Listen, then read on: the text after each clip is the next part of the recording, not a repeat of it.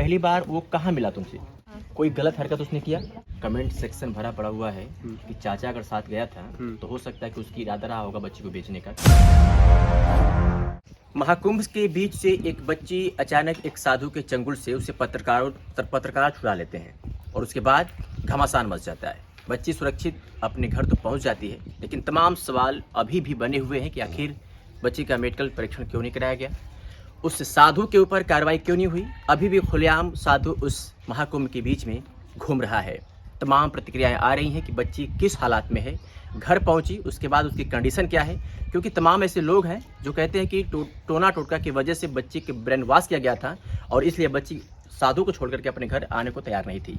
महाकुंभ प्रयागराज संगम नगरी social media पे ही नहीं, पूरे गूगल पे आप जाएंगे तो इस पर ट्रेंडिंग में चल रहा है। और उसी प्रयागराज के बीच, उसी महाकुंभ के बीच क्या क्या हो रहा है सभी लोग जानते हैं, किसी से छुपा नहीं है।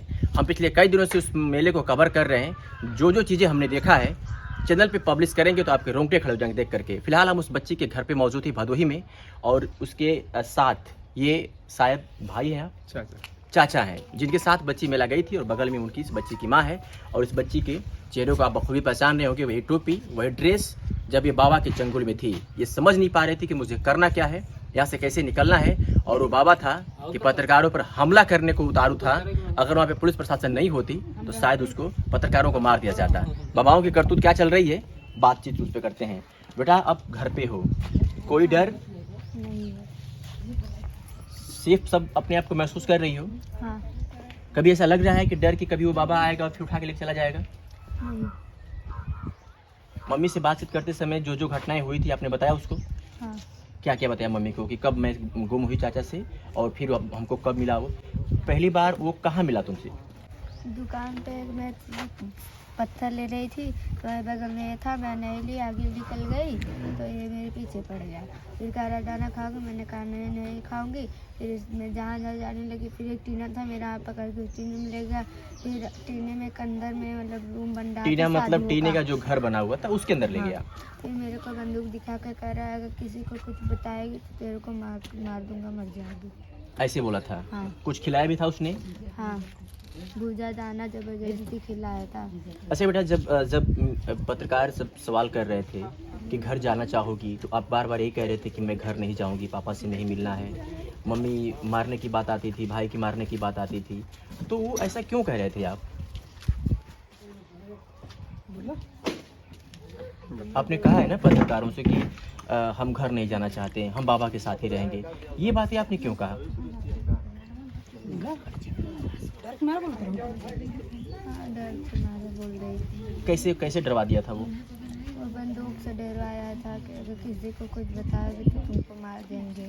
ऐसे बोल रहा था? हाँ। अच्छा बेटा, साधु के साथ में कितने दिन तक आप रहे? एक दिन ही नहीं रहते, बस मैं अपने चाचा के साथ दवा लेने गई थी, लौट रही थी तो मेला घूमने चली गई। अच्छा, और भी साधु थे उसके साथ में? नहीं, बस वो अकेले था। मैं वहाँ पर ले गई तो दूसरा साधु पत्रकारों को मारने लगा। अच्छा, मतलब दो लोगों ने मिलकर के हमला किया था। हाँ। क्या वक्त रहा होगा दीपक जी जब बच्ची आपके साथ मेले में गई थी? पवन नाम है मेरा। बच्ची पवन नाम है, हाँ, जी। हम लोग सुबह ही निकल गए थे जो है, क्योंकि 16 तारीख को। हाँ 16 तारीख को। और बच्ची मेरे पास से 11 साढ़े 11 बजे के समथिंग जो है, ये थोड़ा चंचल है तो थोड़ा दुकान पे कहीं आगे पीछे हो गई और मैं देख नहीं पाया, भीड़ में इधर उधर हो गई। और इसकी सूचना मैं फिर ढूंढने लग गया, काफ़ी परेशान हो गया। मैं घर पे भी फ़ोन किया कि ये ऐसा हो गया है, तो यहाँ से भी हमारे एक दो लोग गए, मेरे इलाहाबाद में कुछ फ्रेंड सर्कल के भी लोग हैं, तो मैंने उनको भी फ़ोन कर दिया कि ऐसा ऐसा हो गया है। तो 10-12 लोग वो लोग भी ढूंढने लग गए आकर के। और मुझे लग रहा था कि अगर बिछड़ गई है तो हो सकता है घर भी पहुँच जाएगी, क्योंकि घर का रास्ता ये देखी थी। इतना तक मुझे लग रहा था। डर इस बात का था कि कहीं यहाँ पे किसी गलत बाबा के हाथ ना लग जाए। हाँ, और वही हुआ जो है। और ये सब पूरी प्रक्रिया सिर्फ 1 से 1.5 घंटे 2 घंटे के बीच में प्रशासन ने, मुझे लगता है आप और मीडिया कर्मी सहयोगी आप लोगों के द्वारा जो है बच्ची हमारी जो है सुरक्षित पहुंचा दी गई। थाना अखाड़ा में, जहाँ मुझे सूचना मिल दिया गया कि बच्ची आपके यहाँ पे है, आप आके ले जा सकते हैं। मैं वहाँ पहुँचकर जो भी कागज़ कार्रवाई थी वहाँ की उसको पूरी करके बच्ची को घर ले आया हूँ। जब बच्ची गुम हुई थी तो क्या मन में जिज्ञासा नहीं हुई कि हम स्थानीय प्रशासन से सहयोग लें, जहाँ खोया पाया केंद्र बना वहाँ जाकर? मैं वहाँ मैं जा रहा था, लेकिन मुझे लग रहा था कि आसपास ही है, ज़्यादा मुझे मिल जाएगी। अच्छा, पहले आपने भरपूर कोशिश की? हाँ, मैंने ढूंढने की। हाँ। अपने साथियों का, अपने जो वहाँ पे दोस्त थे उनका सहयोग लिया, शायद बच्ची मिल जाएगी। हाँ। मुझे लगता है कि अगर ऐसा नहीं हुआ होता तो आप जाकर करते ऐसा हाँ ही। हाँ, मैं वहाँ तक जा ही रहा था, तब तक ये आ गया मैसेज की जो है, क्योंकि वहाँ इतना बड़ा है, मुझे खुद भी पता नहीं था खोया पाया केंद्र कहाँ पे है। मैं कई लोगों से पूछते हुए भी जा रहा था, क्योंकि कुंभ मेले में गाड़ी उड़ी वैसा था नहीं, तो चल के आने जाने में, मैं ढूंढने में बहुत समय निकल गया, मतलब 1-1.5 घंटे तो हो ही गया।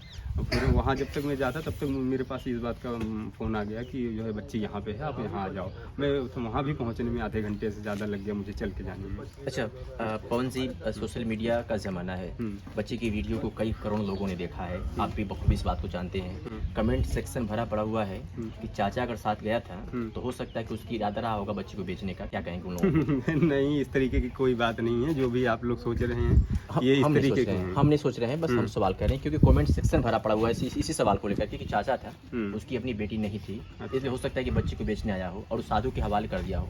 नहीं, इस तरीके के ये बातें पूरी तरीके से गलत है, और ऐसा रहता तो ये बच्ची खुद ही वहाँ जो है पुलिस स्टेशन में मुझे पहचानने से इनकार कर देती। ये देखते ही खुश हो गई कि हमारे चाचा आ गए, और अभी आप हमारे परिवार के बीच में हैं। अगर इस तरीके के, अगर बच्ची से आप कुछ पूछना चाहते हैं इस मामले में तो पूछ सकते हैं। कभी चाचा ने टॉर्चर किया आपको? नहीं। कभी नहीं। जो लोग कह रहे हैं कि आपको बेचने गए थे उनको क्या कहोगे आप? वो गलत है, वो सब झूठ बोल रहे हैं। झूठ बोल रहे हैं। हाँ। अच्छा, जब वो साधु के साथ में आप 2 से 3 घंटे थे, 2-2.5 घंटे थे, कोई गलत हरकत उसने किया? नहीं। कुछ नहीं किया। नहीं।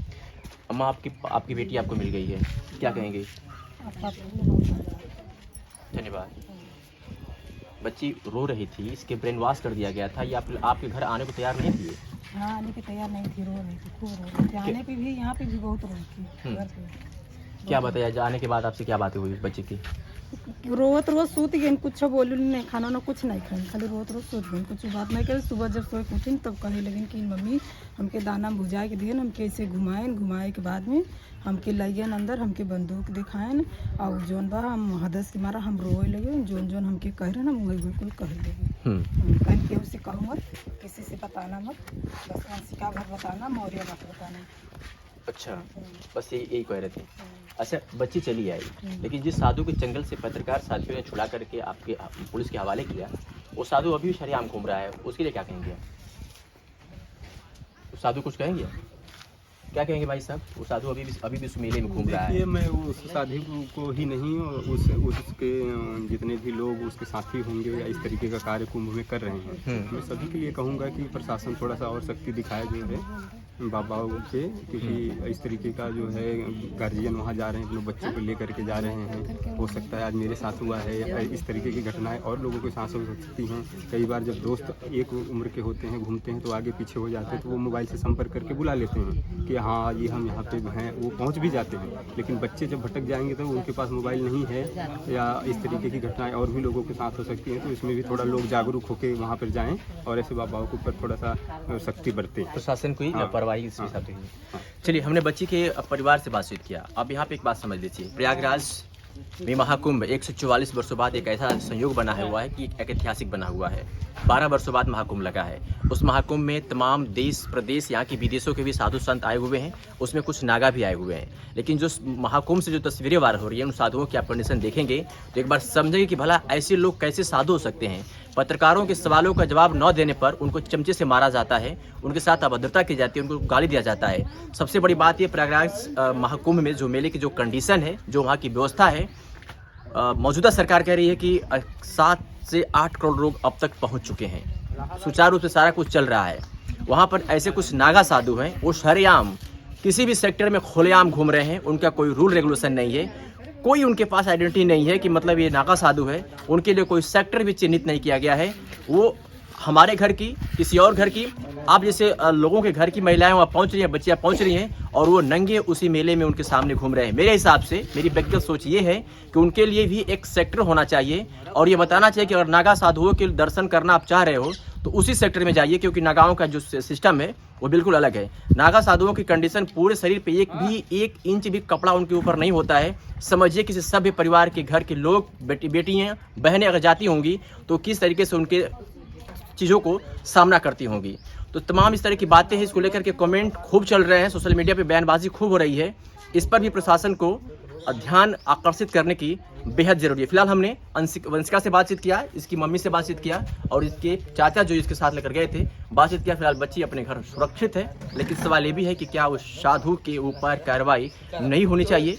तमाम चीज़ें हैं, कमेंट करके आप बताइएगा। बहुत बहुत शुक्रिया।